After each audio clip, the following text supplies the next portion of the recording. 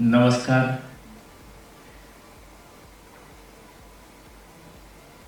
काय सांगावं,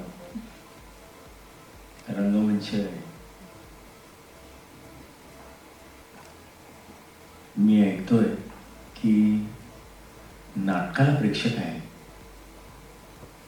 चित्रपटाचा प्रेक्षक कुठे आहे? पण तरी सुद्धा चित्रपट बनवत आहेत निर्माते, कलाकार, तंत्रज्ञ. मी सहज बोलून गेलो मोघम अतिथी कक्षामध्ये, म्हणजे अनौपचारिक. काय नाटक हे जीवनाशी निगडीत असतं, तिथल्या तिथे खरं वाटतं. चित्रपट खरा करावा लागतो. फरक आहे माध्यमांमधला. जिवंत जगणं सगळ्यांना आवडतं. दोन माणसं इथे आता भांडत असतील तर लोकांना पटकन गर्दी करतील. चित्रपटात दोन माणसं जेव्हा कॅरेक्टर्स भांडतात ते बघण्यासाठी कसं लागतं. एक आव्हान असतं चित्रपट बनवणं. आणि मी एक नाट्य लेखक, दिग्दर्शक, अभिनेता म्हणून बोलतोय. तेव्हा चित्रपट करायला घेणं आणि तो अगदी म्हणजे अगदी ऑडिओ लॉन्च किंवा आपण म्हणूया त्याला चित्रपटाचा पोस्टर म्हणजे काय, ते नेमकं तुमचं नाव चित्रपटाचं, त्याच्या मागे कोण आहे आणि मुळात तो चित्रपट नेमका काय सांगू इच्छितो हे पोस्टर सांगतं. की लव्ह स्टोरी आहे का सामाजिक विषयावर आधारित आहे, हास्य चित्रपट आहे का. जेव्हा त्याची लाईन येते भावनांचा आक्रोश, मग तो आक्रोश म्हणजे कुठेतरी संघर्षाचा, भावनिक संघर्ष, अंतर्मनाचा संघर्ष. त्यामुळे आजचा दिवस हा महत्वाचा आहे. सुरुवात खरं बरंच काही सांगून जाते.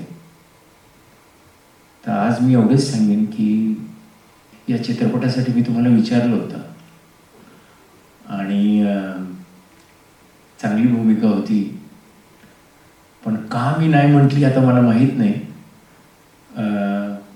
पण म्हणजे माझं येणं राहून गेलं चित्रपटात, पण इथे आलो.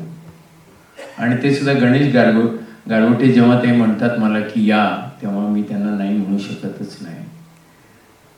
आणि गंमत आहे, मी कान्समध्ये फिरत होतो, तिकडे हा भेटला होता आणि याचं उच्च पोस्टर मी तिथे पाहिलं होतं.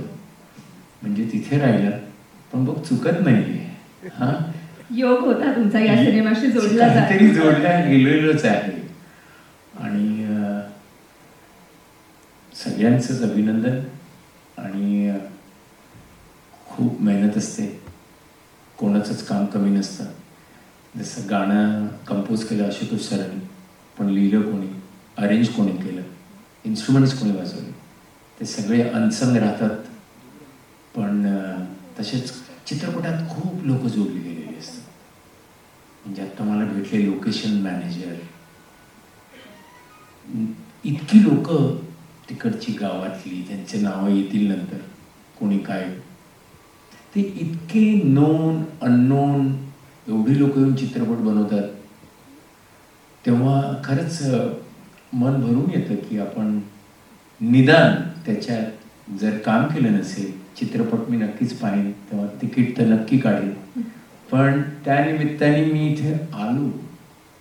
किंवा जीत जो यांनी नृत्य दिग्दर्शक आहे, मी 2003 साली एक चित्रपट बनवला होता, रेमो फर्नांडिस त्याचे नृत्य दिग्दर्शक होते, त्यांच्याबरोबर त्यांनी काम केलं होतं.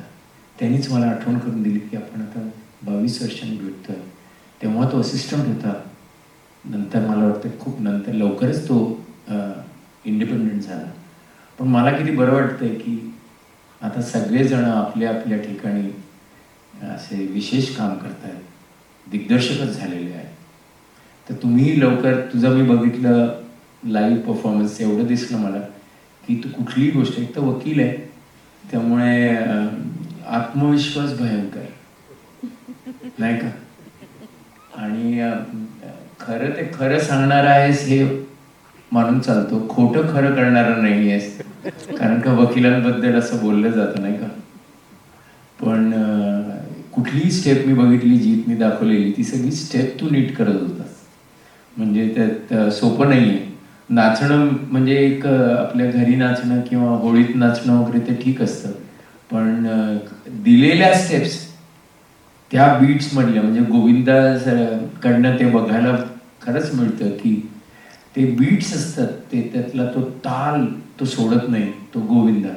पण मला असं वाटतं त्यातलं जे स्पिरिट होतं ते आज मला याच्यात बघायला मिळालं, आणि मला वाटतंय हा खूप मनापासून काम करतो, आणि असं वाटतंय की चित्रपटातही त्यांनी तसंच काम केलेलं असणार.